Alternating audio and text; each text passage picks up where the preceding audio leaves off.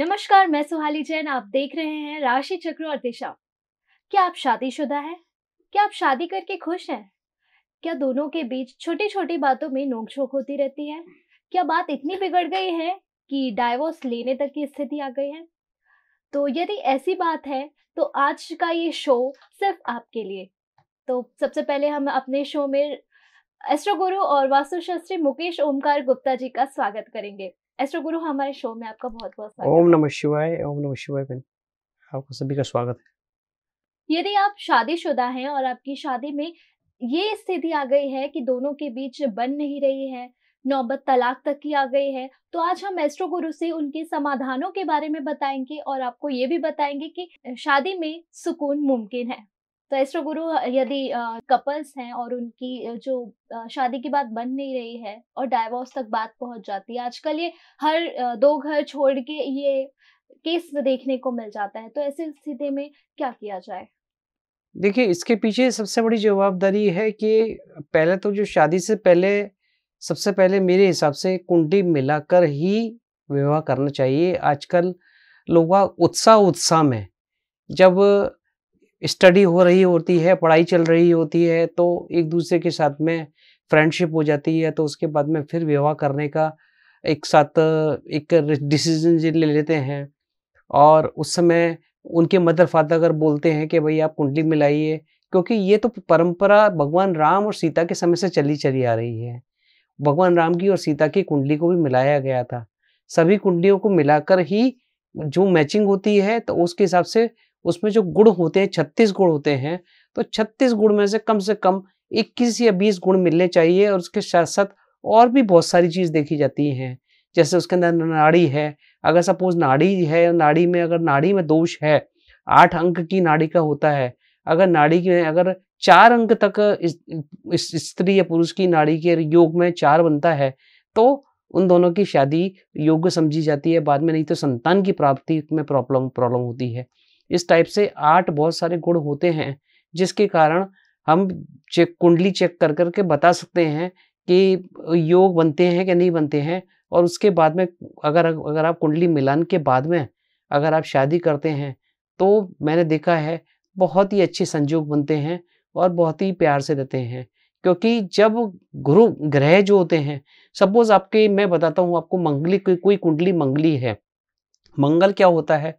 मंगली होता है जैसे हमारी कुंडली के अंदर जो 12 भाव होते हैं, 12 भाव के अंदर लग्न स्थान में यानी कि पहले स्थान में, चौथे स्थान में, 7वें स्थान में, 8वें स्थान में और 12वें स्थान में अगर मंगल होता है, तो उस मंगल के लिए उस बच्ची के लिए या उस वर के लिए या जातक के लिए हमेशा मंगली कुंडली ही देखना चाहिए। मगर मंगली ना मिले तो शनि। तो हमको क्या होते हैं कि मदर फादर जो होते हैं, थोड़े से 2-4 बच्चों को देखते हैं, उसके बाद में सोचते हैं कि इससे कुछ होता नहीं है, चलिए हम ऐसे ही शादी कर देते हैं, तो वो गलत है। मंगली कुंडली के साथ में हमेशा मंगली का योग होना ही चाहिए और देखना चाहिए कि मंगली का स्तर क्या है। क्योंकि मंगली भी खाली कुंडली में मंगली देखने से नहीं होता है, मंगली का भी हर जो भी ग्रह होता है, उसकी डिग्री होती है और वो 30 डिग्री तक होता है। तो ये देखने का है कि जो अगर कन्या का मंगल 4 डिग्री का है और इस जो पुरुष का जो मंगल है वो 28 डिग्री का है, तो दोनों के मंगल के स्तर में काफ़ी डिफरेंस होता है। तो वो स्तर का जो डिफरेंस होता है, वो नहीं होना चाहिए। दोनों की कुंडली समान मिलन की होनी चाहिए और उसके साथ-साथ और भी कुंडली के अंदर बहुत सारे गुण होते हैं जो देखे जाते हैं। तो कुंडली का मिलान अवश्य करना चाहिए शादी से पहले, तो ये तलाक तक की नौबत नहीं आएगी, तलाक तक का प्रॉब्लम नहीं आएगा। जो केसेज़ आजकल 10 केसेज़ में जैसे आपने बताया, 10 केसेज़ में से 7 केसेज़ तलाक के आते हैं, तो वो केसेज़ नहीं आएँगे। उन केसेज़ के अंदर बहुत सारा इम्प्रूव रहेगा। अगर हम लोग अपनी पुरानी पद्धति के हिसाब से, जैसे आपने देखा पुराने समय में इतने तलाक नहीं हुआ करते थे। अभी आजकल के समय में ये रीति ज़्यादा होने लगी है, क्योंकि बिना माँ-बाप की परमिशन के, बिना कुंडली मिलाए हुए एक-दूसरे के साथ में लग्न कर लेते हैं, तो यहाँ प्रॉब्लम आती हैं, क्योंकि जो युक्तियाँ बनती हैं, जो वो नहीं बन पाती हैं, वो मिलान नहीं हो पाता है, इसकी वजह से ये प्रॉब्लम होती है। पर एस्ट्रो गुरु कई लोग ये भी बोलते हैं कि अगर लड़का लड़की दोनों की उम्र 25 साल के ऊपर है तो कुंडली मिलान जरूरी नहीं होता। किस किस शास्त्र में लिखा हुआ है कि 25 साल की हो जाए तो उसके बाद में कुंडली मिलान नहीं होता? शादियां तो 30 साल की, 35 साल की, 40 साल की उम्र तक होती हैं, 45 साल तक उम्र होती है। अमेरिका कनाडा में जाएंगे तो 50 साल की उम्र में भी शादी दिखाई देंगी ऐसी। तो ऐसा नहीं होता है कि कुंडली का 25 साल की उम्र के बाद में मिलने के बाद में कुंडली बदल जाती है। कुंडली तो हमेशा आपको कुंडली का मिलान तो करना ही चाहिए, भले ही आप किसी भी उम्र में शादी करें, या अगर आपका एक बार तलाक हो चुका है या दूसरा हो। अभी जैसे कि बोलते हैं मंगली कुंडली है और अगर किसी को उसको कोई दूसरा वर पसंद नहीं आ रहा है और उसको उसी बच्चे के साथ में शादी करनी है, तो उसके भी विवाह के अंदर हमारी ज्योतिष शास्त्र के अंदर वट वृक्ष का विवाह जो होता है और दूसरे विवाहों की जो मंगल शांति की जो कुछ प्रथा है वो भी है, उसके द्वारा हम मंगल शांति कराकर, और सपोज कन्या है तो उसका वर के वृक्ष के साथ में विवाह कर, और अगर पुरुष है तो उसका वट के साथ में वृक्ष के विवाह कराने के बाद में उसको कुंडली को हम शादी करा सकते हैं। ऐसा नहीं है कि 25 साल के बाद में कुंडली के अंदर से दोष समाप्त हो जाते हैं। कुंडली के दोष तो हमेशा बने रहते हैं। मंगल का किसी की जो कोई बोलता है कि मंगल 30 साल के बाद में कम हो जाता है, 50 साल के बाद में कम हो जाता है, ऐसा नहीं है। मंगल तो मंगल जो दोष है वो मंगल दोष तो बना ही रहता है। हाँ, उनकी परसेंटेज जो होती है वो कम, क्योंकि उसकी डिग्री कम होती जाती है। डिग्री अगर कम होती है तो वो देखने के बाद में मालूम पड़ता है। कुंडली जो विशेष अच्छा ज्योतिष होगा वो कुंडली को डिग्री देखने के बाद ही उसका निर्णय लेगा कि ये कुंडली सचमुच मैचिंग जैसी है या नहीं है। और अगर उसको सिर्फ ऐसा ही करना है कि भाई शादी ही कराना है, तो फिर किसी भी तरीके से कि हाँ ठीक है आप करा दीजिएगा, उस हिसाब से करके कर सकते हैं। लेकिन मेरे हिसाब से तो कुंडली की मैचिंग होना अवश्य है, तब तो तलाक के योग बहुत कम बनते हैं। शादी के पहले वाली बात हो गई, और यदि शादी हो जाए तब तलाक तक स्थिति आ जाए। हाँ, तलाक तक अगर स्थिति आ जाए तो तलाक की से स्थिति से बचने के लिए काफ़ी कुछ कारण हैं। पहला तो सेल्फ काउंसलिंग है, एक दूसरे के साथ में काउंसलिंग, जो दोनों के बीच में लड़ाई झगड़े के हैं उसके बीच में किसी अच्छे ज्योतिष परामर्श को किसी को मिलकर साथ में उसको परामर्श करना चाहिए। कोई अच्छे साइकेट्रिस्ट हैं, अगर सपोज पहले दोनों तरफ की प्रॉब्लम सोचनी चाहिए। पहले तो हमको ये देखने का है कि कुंडली में कारण कहाँ है दोनों को। अगर शादी हो चुकी है और तलाक के रीजन आ रहे हैं तो उसमें कहीं कुंडली में प्रॉब्लम तो नहीं है जिसकी वजह से, तो पहले हमको उनकी कुंडलियों के दोषों को दूर करना चाहिए। तो ऑटोमेटिकली वो तलाक का जो मैटर है वो खत्म हो जाएगा। वो बिना तलाक के ही वो पति पति अपने साथ में दोनों साथ में रहने के लिए तैयार हो जाएंगे। तो उसमें क्या, वो 7वें भाव में द्वादश में अगर राहु की युक्ति होती है, 7वें भाव में द्वादश में अगर राहु की युक्ति होती है तो तलाक के योग बनते हैं। 12वें भाव में बैठे सप्तमेश को राहु की युक्ति होती है तो तलाक होता है। तीसरा 5वें भाव में बैठे द्वादश राहु की युक्ति होती है तो तलाक होता है। 5म भाव में बैठे सप्तमेश से राहु की युक्ति होती है तो तलाक होता है। तो अगर युक्तियां हैं और इनकी अगर हम विधि करा देते हैं, शांतिपूर्वक विधि करा देते हैं, तो जो कोर्ट के अंदर आजकल जो चल रहा है, ये वकीलों के जो गेम चल रहे हैं कि उसमें एक दूसरे के साथ में फीस पे डेट पड़ती हैं और फीस हजारों लाखों केस पेंडिंग पड़े हुए हैं। मानसिक रूप से पति पत्नी आना चाहते हैं लेकिन किसी तरीके से जो एडवोकेट्स होते हैं वो बीच में नहीं आने देते हैं अपने कोर्ट के कारण। वो उन चीज़ों से ये जितने भी पति पत्नी हैं जो प्रताड़ित हो रहे हैं वो इस चीज़ से बच जाएंगे। तो हमको जो मंगली कुंडली में जो रिलेशन में जो होता है उन चीज़ों से बचने के लिए हमको कुंडली के अंदर से दोष ढूंढकर, दोनों कुंडलियों को ढूंढकर कोई अच्छे ज्योतिष से परामर्श कर उसके अंदर जितने भी दोष हैं उन दोषों की पूजा करानी चाहिए, उन दोषों की शांति करानी चाहिए। तो मेरे को पूरा विश्वास है कि हनुमान दादा इस चीज़ का सॉल्यूशन अवश्य निकालेंगे और ये बहुत सी जगह संभव हुआ है, मैंने देखा है और ऐसा करते हुए मैंने लोगों को देखा भी है। मेरे पास काफ़ी कुछ केसेस ऐसे आए हैं जो लास्ट लेवल तक तलाक तक पहुंच गए थे, लेकिन लास्ट में उनकी कुंडलियों को चेक करके देखा गया और उनकी कुंडलियों के जो दोषों को निवारण किया गया, तो उन लोगों ने आपस में म्यूचुअल अंडरस्टैंडिंग से उस तलाक की एप्लीकेशन को विड्रॉ कर लिया और आज वो सुख शांति से साथ में रह रहे हैं और बहुत ही अच्छी तरीके से रह रहे हैं। उनके बाद में उनकी एक संतान भी हुई है। ऐसे एग्जाम्पल्स भी मेरे पास हैं। तो ये भी पॉसिबल हो सकता है। लेकिन अगर आपको ऐसा लगता है तो कुछ उपाय मैं आपको बताता हूं कि 5 जो अभिमंत्रित श्री यंत्र के जो पीस होते हैं, छोटे छोटे पीस होते हैं, उनको आप सिंदूर के अंदर रखें। सिंदूर के अंदर रखें और माता लक्ष्मी से प्रार्थना करें। अगर पुरुष है तो माता लक्ष्मी से प्रार्थना करें कि मेरे तलाक का जो मैटर है, मेरी पत्नी को मेरे घर पर लेके आया जाए। और स्त्री है तो पुरुष के लिए तलाक करें।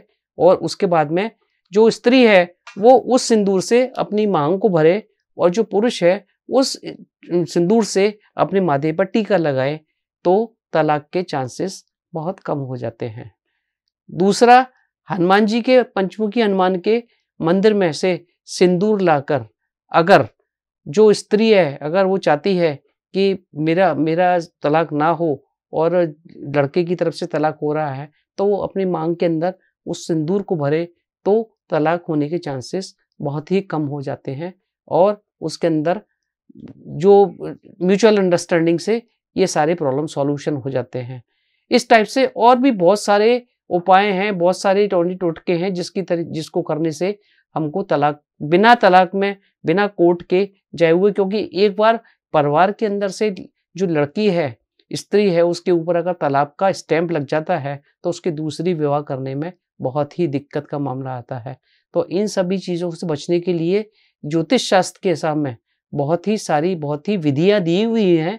और हमको निराश नहीं होना चाहिए, हमको हताश नहीं होना चाहिए। अगर हमारा केस जिसका भी केस कोर्ट में पहुंच गया है तो उसको प्रयत्न करना चाहिए, माता बगलामुखी का प्रार्थना करना चाहिए, माता देवी को प्रार्थना करना चाहिए।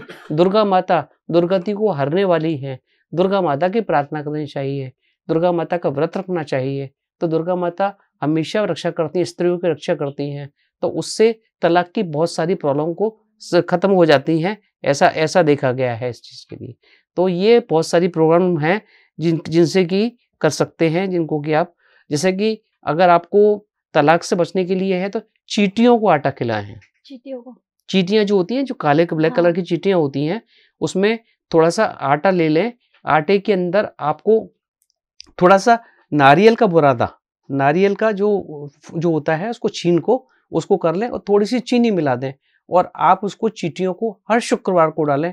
देखिए आपके तलाक के काम के अंदर कितना उसके अंदर असर पड़ता है। पति पत्नी के बीच में अगर खत्म नहीं होती है तो वो दोनों अपना सर, अगर दोनों के बीच में तलाक से पहले ही लड़ाई ज्यादा होती है तो वो दोनों अपना सर पूरब की तरफ रखकर सोएं। ईस्ट की तरफ दोनों का फेस, अगर सर दोनों ईस्ट की तरफ सर कर रखकर सोते हैं तो दोनों के बीच में लड़ाई झगड़े की संभावना कम हो जाती है। हर शुक्रवार को पत्नी अगर घर पर थोड़ी सी खीर बनाती है और अगर आपके घर पे अगर आप समृद्ध घर के हैं तो चांदी की कटोरी में उस कटोरी को, खीर को भोग लगाकर, माता लक्ष्मी को भोग लगाकर, चांदी से अगर पति पत्नी को और पत्नी पति को एक ही चांदी की चम्मच से एक दूसरे को खिलाएं तो इससे प्यार बढ़ता है, लड़ाई झगड़े कम होते हैं और तलाक तक की नौबत ही नहीं आती है। तो एस्ट्रो गुरु, ये हर शुक्रवार को किया जा सकता है? ये हर शुक्रवार को किया जा सकता है। इससे प्यार बढ़ेगा, प्रेम बढ़ेगा, माता लक्ष्मी का आशीर्वाद बढ़ेगा, घर पर सुख समृद्धि भी आएगी, लक्ष्मी बढ़ेगी और इससे तलाक तक की तो नौबत ही नहीं पड़ेगी। घर पे जो लड़ाई झगड़े होंगे वो भी कम हो जाएंगे।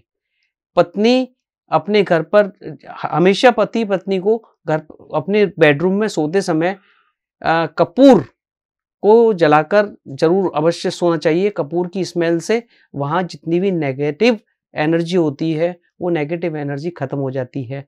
तो उस कपूर जलाकर सोएं तो बहुत ही ज़्यादा लड़ाई झगड़े के जो चांसेस, मैं आपको बता रहा हूँ, लड़ाई झगड़े ना हो, लड़ाई झगड़े नहीं होंगे, तलाक तक तो स्थिति पहुंचेगी नहीं, क्योंकि आजकल सहन शक्ति नहीं है। छोटी छोटी बातों पर झगड़े हो जाते हैं, छोटी छोटी बातों पर सहन शक्ति में नहीं होती है तो उसके ऊपर मैटर हो जाते हैं। तो रात को सोते समय कपूर जलाएं और रात को सोते समय कोई अच्छा गोल्डन परफ्यूम, जैसे कि रोज परफ्यूम है, लिली का परफ्यूम है, वो परफ्यूम आप कमरे में स्प्रे कर आप अच्छे एटमॉस्फेयर में रखकर सोए हैं तो बहुत ही अच्छा रहेगा। एक विशेष टिप्स मैं आपको देना चाहता हूँ। हम लोगों ने देखा है कि घर के अंदर, बेडरूम के अंदर लोग भगवान का फोटो लगा देते हैं। तो घर के बेडरूम के अंदर जहाँ पति पत्नी का जहाँ सोने का स्थान है, वहाँ कभी भगवान का फोटो नहीं होना चाहिए, वो गलत है। हाँ, वहाँ राधा कृष्ण का फोटो है अगर, क्योंकि राधा कृष्ण प्रेम प्रेमी थे, उनका अगर फोटो है तो वो अच्छा है, लेकिन उसके अलावा और किसी भगवान का या पितृ लोगों का, जैसे पितरों का भी फोटो होता है जो हमारे जो इस लोक में नहीं है, दूसरे लोक में चले गए हैं, अगर उनका भी फोटो लगाते हैं तो वो भी गलत है। तो बेडरूम के अंदर कभी भी ये इस बात का ध्यान रखें कि ना तो भगवान का फोटो लगाएं, ना कभी पितरों का फोटो लगाएं, ये गलत है। और तीसरा, बेडरूम के अंदर कभी जूते चप्पल ना रखें, वो भी नेगेटिव एनर्जी होती है, उससे भी पति पत्नी के बीच में लड़ाई झगड़े होते हैं। तो बेडरूम को साफ सुथरा रखा जाए, उसके अंदर सकारात्मक ऊर्जा हो, क्योंकि वही एक स्थान ऐसा है जहाँ विश्राम का स्थान है, जहाँ पति पत्नी 8 घंटे 10 घंटे साथ में गुजारते हैं। बाकी तो पति सुबह उठकर जॉब को चला जाता है, पत्नी बेचारी अपनी घर पर काम करती रहती है, तो दोनों के बीच में जो मिलने मिलन का टाइम है वो तो उस बेडरूम में अगर आप सकारात्मक एटमॉस्फेयर रखेंगे तो डेफिनेटली मेरा विश्वास है कि बात कभी तलाक तक नहीं जाएगी। अगर तलाक तक पहुंच भी गई है तो हनुमान दादा का मैं आपको एक प्रयोग बताता हूँ, उस प्रयोग को करें तो बहुत ही ज़्यादा सफल रहेगा। उसमें आपको क्या करना है कि तांबे के लोटे के अंदर आपको एक सुपारी डालना है और एक लौंग डालना है, और उसके अंदर एक लक्ष्मी कौड़ी डालनी है उसके अंदर। और जो जीवन साथी है दोनों एक दूसरे के लिए, सपोज कोई जातक लड़का है तो उसको पत्नी की मेरा तलाक ना हो, ऐसा करके हनुमान दादा से प्रार्थना करना है। और मंगलवार के दिन ये प्रयोग चालू करें, उसको जल को भरकर फिर 10 हनुमान चालीसा रोज पढ़ें, और उसके ऊपर एक दीपक जलाएं। दीपक किसी का भी जला सकते हैं, चमेली का तेल का जला सकते हैं, या कोई भी दीपक का जला सकते हैं। 11वें दिन तक उसको करने के बाद में उस जो सुपारी है और जो आपको मैंने कौड़ी दिया है, वो उसको लाल कपड़े में बांधकर जब भी कोर्ट की डेट का है, जब भी आपकी डेट आए, उस डेट में वो अपने साथ में लेके जाएं, आपको सफलता मिलेगी और आपका तलाक नहीं होगा। ऐसा हनुमान दादा का मैंने बहुत सारे एक्सपेरिमेंट्स देखे।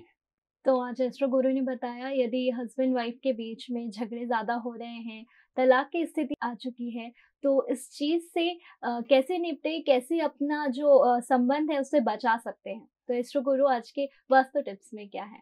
वास्तु टिप्स में तो मेरा यही है कि आप अपने जो बेडरूम है उसमें कोई अच्छा अपने दोनों का, पति पत्नी का कोई एक सुंदर सा मुस्कुराता हुआ फोटो ईस्ट की दीवार पर लगाएं। ईस्ट की दीवार पर लगाने से वहाँ सुख समृद्धि बढ़ती है और एक दूसरे के लिए प्रेम बढ़ता है।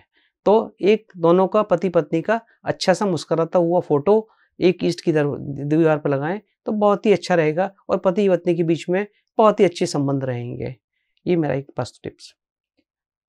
तो यदि आप अपनी शादी में सुकून चाहते हैं कि आप दोनों के बीच का रिश्ता ऐसे ही बना रहे और आप दोनों जन खुशी-खुशी अपना जीवन व्यतीत करें, तो आप एस्ट्रो गुरु की दी गई टिप्स ज़रूर अपनाएं। हमारी कोशिश है कि आपकी जो ज़िंदगी है वही ऐसे ही खुशहाल चलती रहेगी। तो आज के लिए बस इतना ही। एस्ट्रो गुरु, हमारे दर्शकों को इतनी इम्पोर्टेंट जानकारी देने के लिए आपका बहुत शुक्रिया। ओम नमः शिवाय। सभी लोगों का घर सुखी संपन्न रहे, ऐसा मेरा काम है। यदि आपकी भी कुंडली में कोई दोष है या आप वास्तु से रिलेटेड कुछ क्वेश्चन करना चाहते हैं, तो आप हमें नीचे दिए गए नंबर या फिर कमेंट बॉक्स पर कमेंट करें और हम आपके क्वेश्चन का आंसर एस्ट्रो गुरु से लेकर आएंगे। तो आज के लिए बस इतना ही। देखते रहें VNM TV।